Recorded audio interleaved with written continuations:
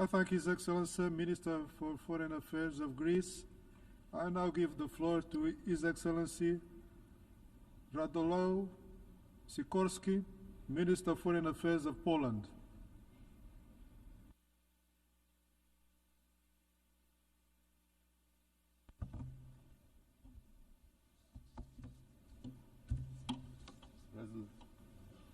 Excellencies, ladies and gentlemen, I had many ideas for today's speech, but one by one I discarded them.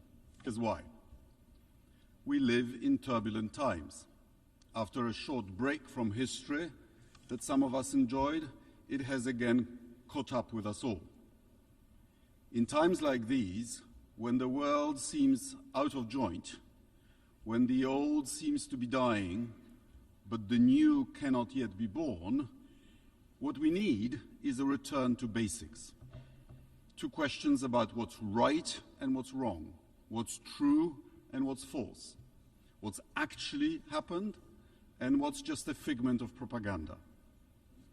Almost exactly 3 years ago, on March 2nd, 2022, nations of the world gathered here in a special session, faced with a straight question: whether to condemn, applaud, or ignore Russia's invasion of Ukraine.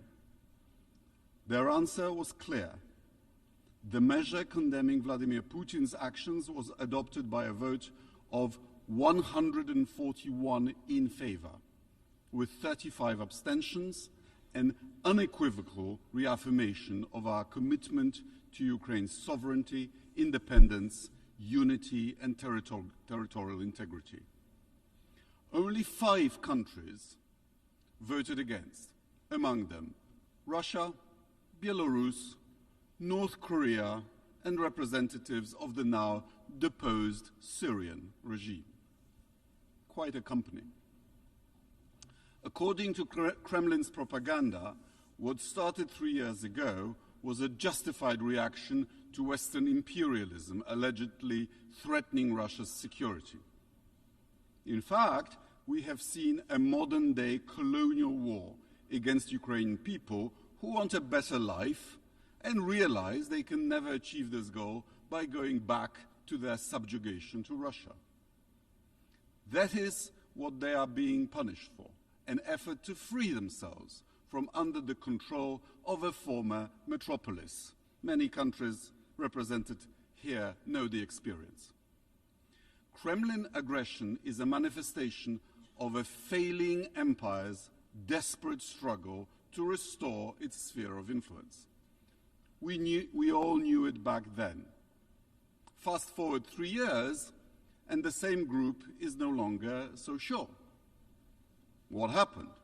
Basic facts have not changed. Russia invaded a sovereign nation, violating its rights to existence and self-determination. During the course of war, Russian forces have killed thousands of people. They have indiscriminately bombed both military and civilian infrastructure, apartments, hospitals, schools, kindergartens, you've seen it all. War crimes have been committed. Thousands of Ukrainian children have been kidnapped and sent to Russia to strip them of their national identity.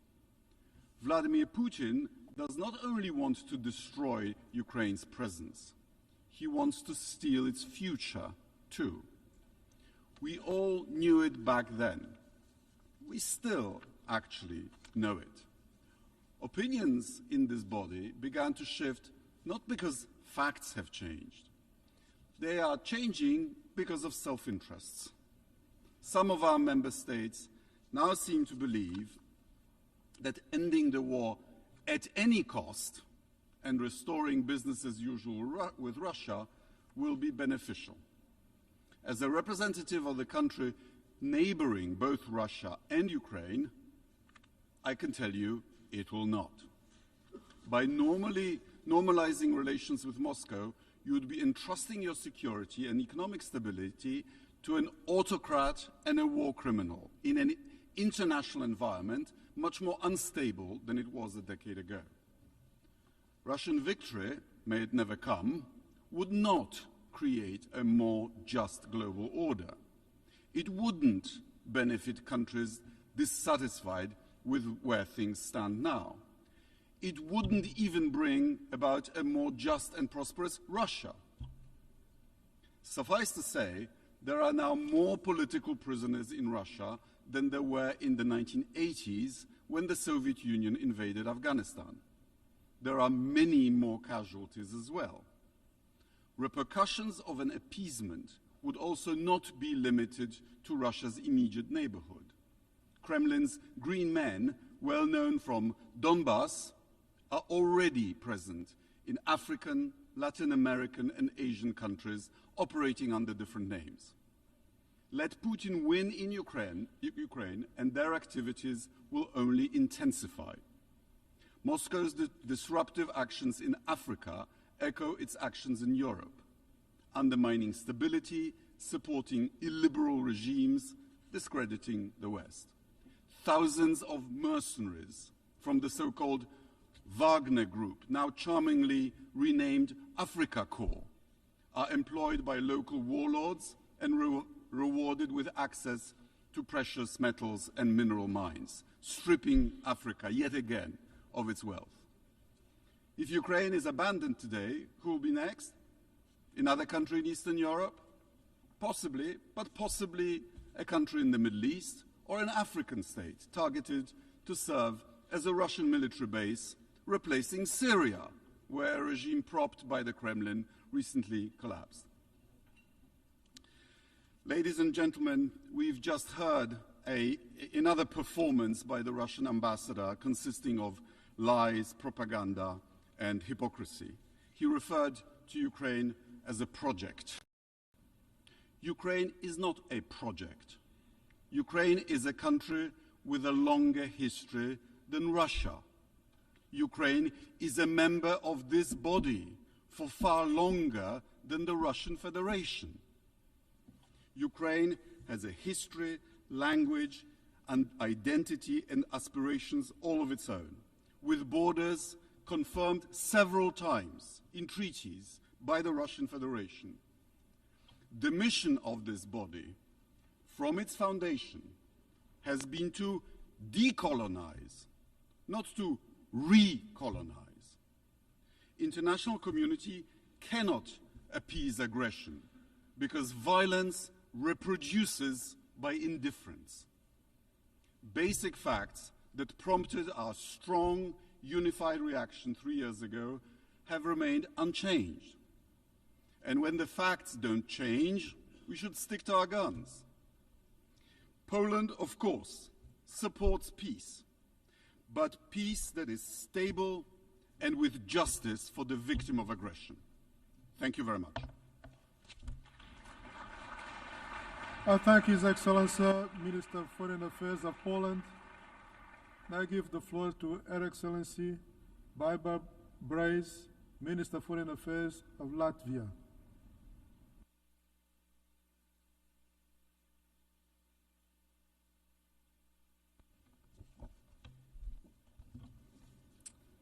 Mr. President, delegates, distinguished representatives of the member states. 3 years ago, Russia unleashed a full-scale aggression against its sovereign neighbor, Ukraine. 3 years ago, Russia, a permanent member of the UN Security Council, blocked that council from taking action mandated by the UN Charter to uphold international peace and security. 3 years ago, the International Court of Justice ordered Russia to stop its military activities in Ukraine. That did not happen. So, 3 years later, today, Russia, a 114 million nuclear-armed state, has failed to take even a fifth of Ukraine's territory. It has failed to break 40 million Ukrainians' will to be free and sovereign. But Russia will have lost 1 million killed and wounded this year while attacking an innocent neighbor. there is no shred of doubt that Russia is the unprovoked aggressor in this war. And let me be unmistakably clear, we all want peace. Ukraine above all wants peace. The only one opposed to peace resides in the Kremlin. It's Russia who continues to bomb Ukrainian cities and kill civilians every day, while pretending to engage in peace process. Latvia welcomes all efforts to bring a comprehensive, just and lasting peace for Ukraine, a peace that is rooted in the UN Charter and international law, just as the Assembly voted today.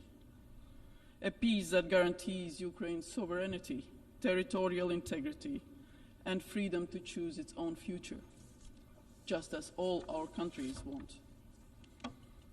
A peace that ensures that Russia is unable to resume its brutal aggression. In principle, peace is easy to achieve. Russia needs to stop fighting. That is the end of the war. But if Ukraine stops fighting, that's the end of Ukraine.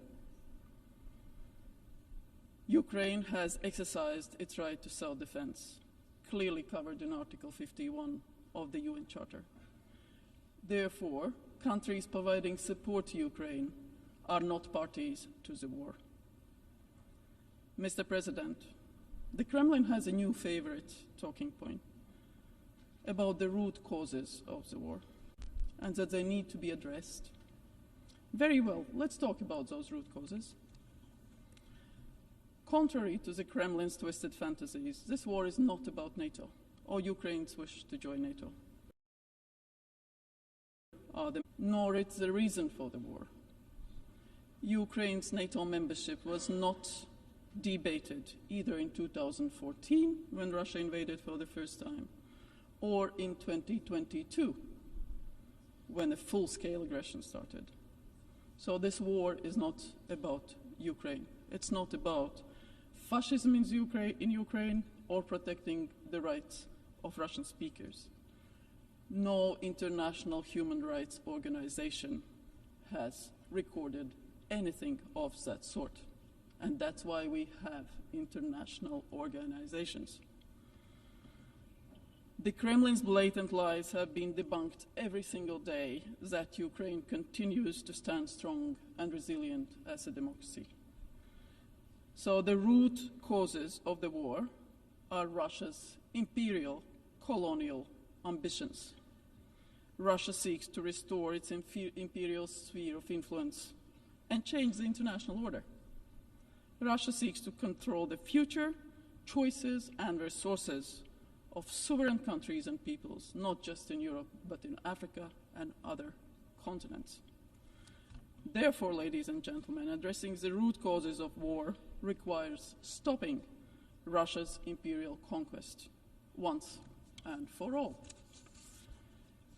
Therefore, we call on all countries, their parliaments and governments, to significantly increase their aid to Ukraine. Political, economic, military, financial, humanitarian, any assistance to Ukraine. The stronger Ukraine is, the stronger its position at the diplomatic table. Mr. President, this is not an isolated war, nor it's just a European issue. Its consequences are felt across the globe, affecting the food security, energy security, resources at some of the world's most vulnerable regions. According to several estimates, Russia's war against Ukraine has cost around 2% of the global GDP. 2% of the global GDP. Impunity for aggression in one place creates a domino effect, emboldening efforts to undermine international order elsewhere. So Russia must face international accountability for the crime of aggression. But we will continue to stand with Ukraine in its existential fight, just as we did today, showing that rights matter, that UN matters, that General Assembly and the will of independent countries matter. I thank you. Slava Ukraini.